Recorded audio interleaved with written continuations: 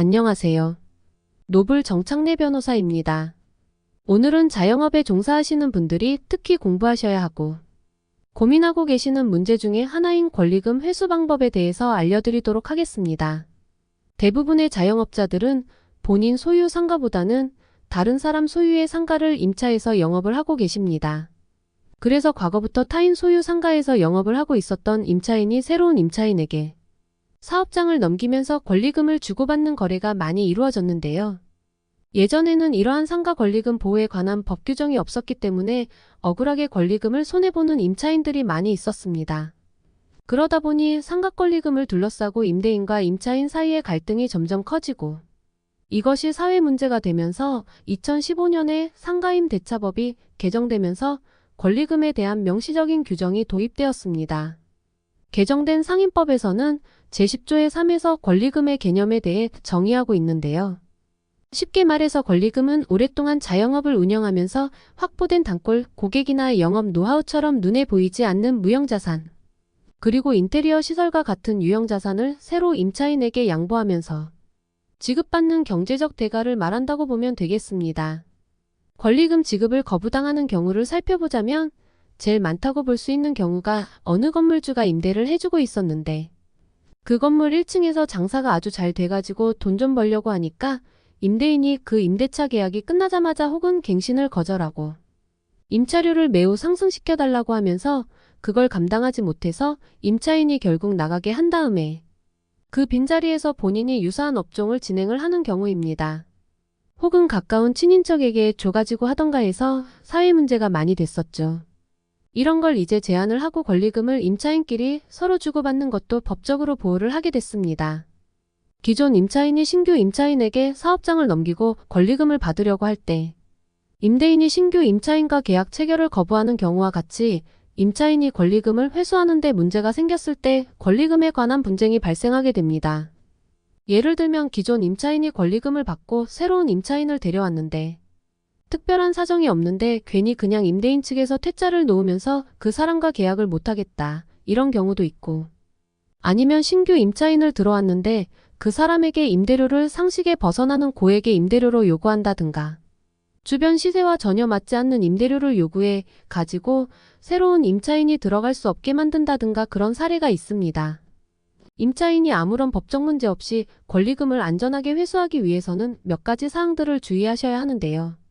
우선은 첫 번째로 임대차 계약 기간 동안에 월세를 잘 납부하셔야 합니다.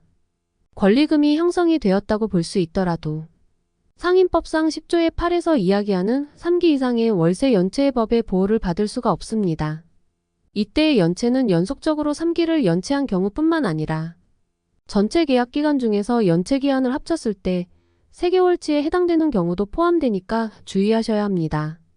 나중에 한꺼번에 밀린 월세를 다 내셨더라도 그 전에 이미 3기 이상의 차액을 연체한 사실이 있다면 보호를 받을 수 없다는 사실도 주의하시기 바랍니다. 월세 미납의 경우 외에도 임차인이 거짓이나 부정한 방법으로 임차한 경우 임차인이 임대인의 동의 없이 상가의 전부 또는 일부를 다른 사람에게 전대한 경우 등에도 권리금을 보호받을 수가 없습니다. 그 다음으로 임차인이 새로운 임차인과 권리금 계약을 체결했을 때는 새로운 임차인에 관한 정보를 임대인에게 제공해 주어야 합니다.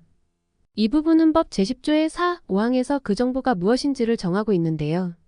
쉽게 말해서 자신이 데리고 온 임차인이 앞으로 월세를 밀리지 않고 잘 낼 수 있다는 점을 임대인에게 알려주어야 한다는 뜻입니다. 마지막으로 기간을 주의하셔야 되는데 만일 임차인과 임대인 사이의 합의만 이루어지면 그 시기가 언제가 되었든 상관없이 새로운 임차인을 주선해서 권리금을 받을 수가 있지만 임대인이 새로운 임차인과 계약 체결을 거부할 경우에는 법에서 정하는 기간을 준수해야 권리금을 보호받을 수 있습니다. 그 기간은 임대차 기간이 끝나기 6개월 전부터 임대차 종료 시까지이고요. 이 기간 동안에 임차인을 주선해서 임대인에게 새로운 임대차 계약을 체결해 달라고 요청해야 합니다. 이렇게 모든 요건을 충족시켰는데도 임대인이 새로운 임차인과 계약 체결을 거부하는 바람에 권리금을 회수하지 못했다면 임대인을 상대로 손해배상 청구 소송을 제기할 수 있습니다. 손해배상을 청구했을 때 법원에서 인정받을 수 있는 권리금의 액수가 궁금하실 수 있는데 그 금액은 첫 번째 권리금 계약을 체결할 때 지급받기로 한 금액이 있다면 그 금액이 되겠고 두 번째, 소송 과정에서 산정된 법원 감정 평가액이 있는 경우라면 앞서의 금액과 법원 감정액 이 두 개의 금액 중에서 적은 금액으로 보상이 됩니다. 대부분의 경우에는 법원 감정 평가액이 권리금에서 정해진 금액보다 적고 결국 법원 감정 평가액으로 정해지는 경우가 많습니다. 아무런 문제 없이 권리금을 회수할 수 있다면 좋겠지만 그렇지 못한 경우도 많이 발생합니다.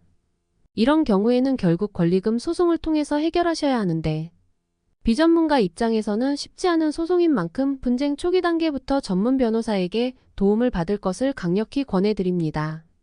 노블 정창래 변호사는 사법연수원 36기로 경력 17년 차이며 부동산 임대차 명도 소송 전문가입니다. 0315222100 대표번호로 문자나 전화를 주시기 바랍니다. 카카오톡 비즈니스 채널로도 1:1 비밀 채팅 상담이 가능하니 언제든 문의 주시기 바랍니다. 블로그 주소와 카카오톡 주소는 고정 댓글에 남겨두겠습니다. 감사합니다.